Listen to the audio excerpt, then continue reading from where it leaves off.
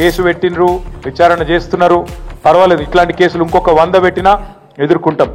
కానీ వాళ్ళకు ఇంకొకటి కూడా నేను చెప్పిన, మీరు మీ ప్రభుత్వం ఎన్ని కేసులు పెట్టినా, ఎన్ని రకాల ప్రయత్నాలు చేసినా, కేసీఆర్ గారి సైనికులుగా మేము మాత్రం ఖచ్చితంగా ఈ సంవత్సరం మొత్తం ప్రజా సమస్యల గురించే మాట్లాడతాం, ప్రజల గురించే మాట్లాడతాం.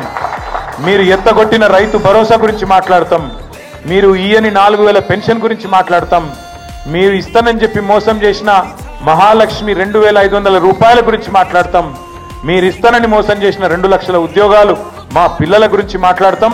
ఖచ్చితంగా ప్రతి సమస్యను 6 గ్యారంటీలు 420 హామీలు ఏ ఒక్కటి ఇడిచిపెట్టకుండా మాట్లాడతాం. నువ్వు ఇటువంటి కేసులు 100 పెట్టుకో, వదిలిపెట్టమని చెప్పిన.